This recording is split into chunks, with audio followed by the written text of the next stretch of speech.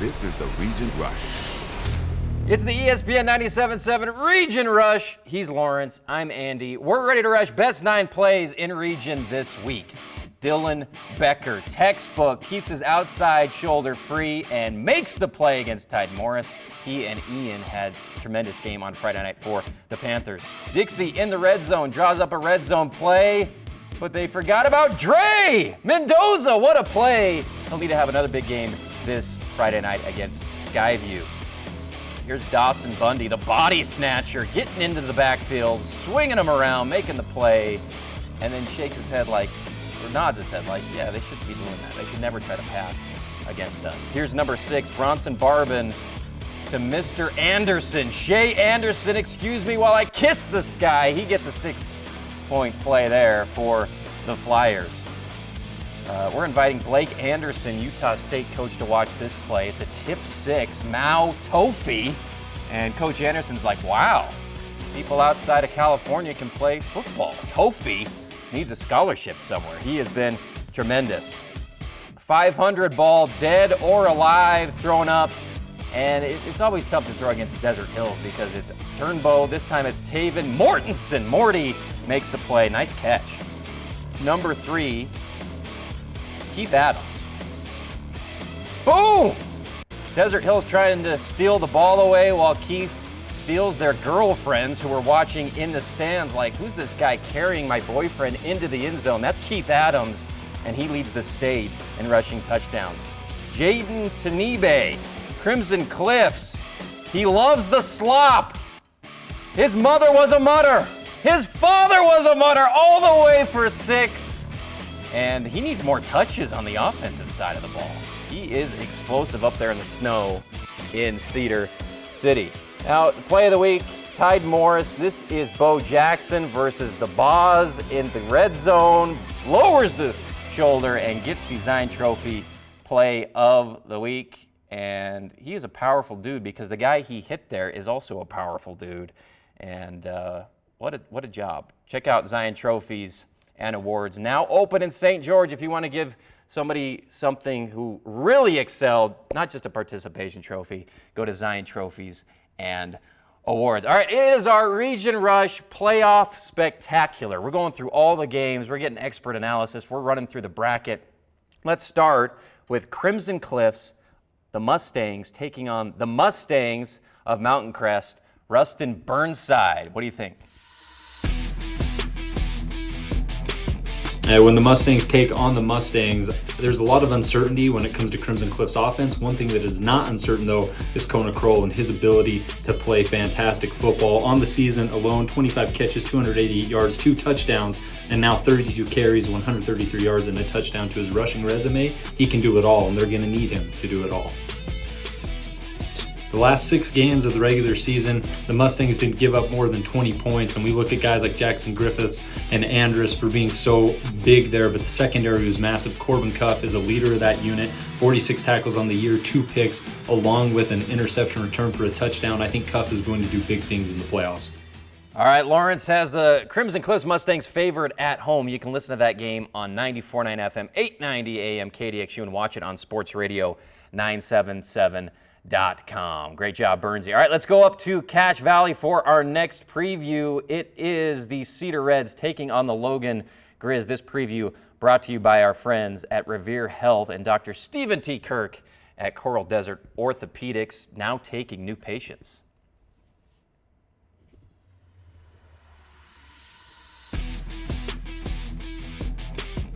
The Cedar High football team is a young and talented team. You saw it 2 weeks ago. They took Desert Hills, the Region 10 champs, into overtime and had a lead late in the fourth quarter. They kind of proved that they can play with anybody. In the first round of the 4A state playoffs, they're going to be taking on Logan. And if they want to come away with a win, they're going to have to run the ball really well and get pressure on the quarterback, Coden Lund. I know he's a young sophomore starting quarterback, but he's got a cannon. He's really talented at throwing the ball, and he's going to have to make some really nice throws and really be a leader for this Cedar Reds team if they want to come away with a win in the first round of the 4A state playoffs. All right, that was Parker Haney, and you can listen to the Cedar Reds on 590 AM KSUB. as they head on up to Cache Valley to take on the Logan Grizzlies. All right, time now for our Uncle Hank, my Uncle Hank, who will be talking about the bracket as a whole and Hurricane, brought to you by Ideal Home and Paint. Uncle Hank, take it away. This is Henry Bouchard, Cape Girardeau, Missouri, coming back to you live for some playoff picks in the state of Utah.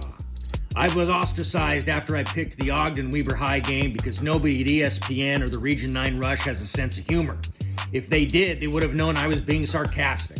I know full well that Ogden hasn't had the opportunity to play Weber because Weber thinks they're too good for the Tigers, having moved up to Pleasant View. Well, that being put aside, it doesn't matter because the regular season has no value in the state of Utah. So my picks for the regular season would have meant nothing, but now I'm back when it counts. In 4A, the bracket is beautifully designed. Several sharp 90-degree angles.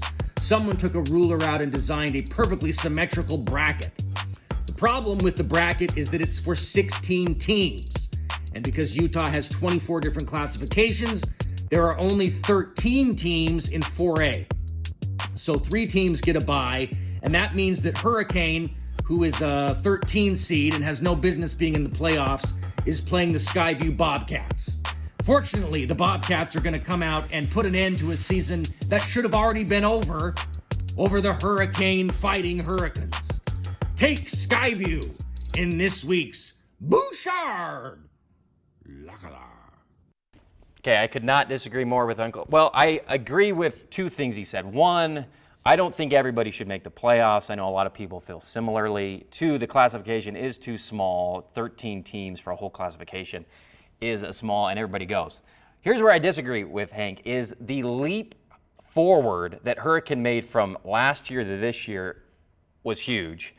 And whenever Hurricane wins their next playoff game, maybe next year, maybe this year, maybe next year, maybe the year after, whatever the group is that wins that playoff game is going to look back at this group, Coach Ashby's first year, and say that is where it started with those guys because they have made such improvement and worked incredibly hard. Okay, time now for, let's do Snow Canyon, or no, let's do Dixie Bear River. We're thrilled to have Rod Zundel preview this game. He's been the voice of Bear River. He's got all the insight, and they're playing the Dixie Flyers on Friday. Take it away, Rod.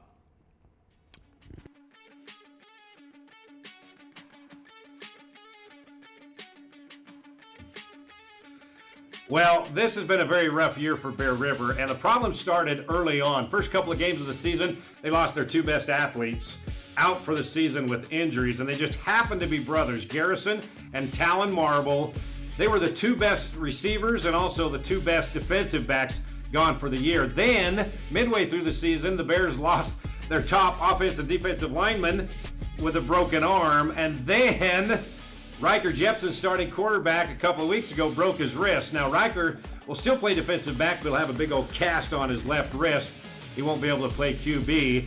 Once again, they'll go with sophomore quarterback Owen Olsen. Now, this is a very young Bear River Bear football team. They're going to be playing a lot of sophomores, and they played well throughout the season, but they just haven't been able to finish. Now, one thing you'll get with this Bear River football team, even with all the injuries and lack of players, this team won't quit. They'll put up a fight. They will fight to the final whistle. But they will have to rely heavily on their starting running back, Alec Callister, and he has the potential to put up big numbers. Against Logan, he rushed for 250 yards.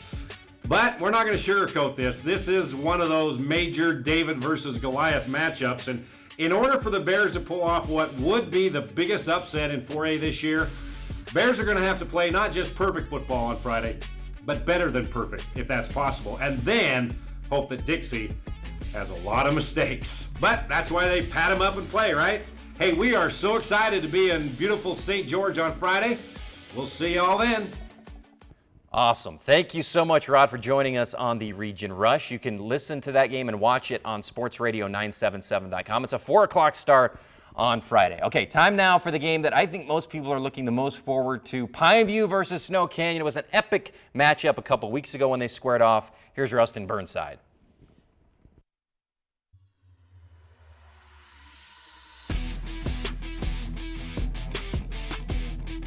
We know how talented the Warriors offense is, led by Hunter Johnson and this plethora of talented wide receivers, but I want to focus on Jake Hill specifically. He doesn't lead the team in receptions, targets, touchdowns, whatever, but when he's rolling, the Warriors offense is rolling, and with guys focusing on Esplin and Warner and Wade, he's set for a big night. I'm going to go with Hill. On the year, 26 catches, 396 yards, 4 TDs. The state of the Panthers offense is somewhat of an unknown due to all the injuries, quarterback play, transitioning, whatever it may be. But one thing that's become constant the last couple weeks is Turner Williams and his ability to really run that option with Keith Adams. On the year, he's got 13 carries, 143 yards, 29 catches, 485 yards, and 2 touchdowns. His usage will be pivotal in Pineview getting a playoff victory. All right, thank you, Bernsey. That is our ideal home and paint game of the night. You can watch it on CEC TV as well as sportsradio977.com starting at 6 o'clock on Friday. All right, it's time for Bracketology with the man, the myth, the legend, Devin Dixon. He's going to go through the entire bracket, give us his opinion. Brought to you by the good folks at Gallion Welker Beckstrom, the law attorneys with the most combined experience here in Southern Utah. Double D. Anderson got trying to break 35 points. And there's a nice throw and a catch, and it's complete to Randall. Here's my bracket breakdown. I mean, you get the number 1 seed, but you have to play 1, 2, 3 region games. Desert Hills kind of snuck in there with 2 weeks to go, and now they got to play the winner of the Snow Canyon Pineview game.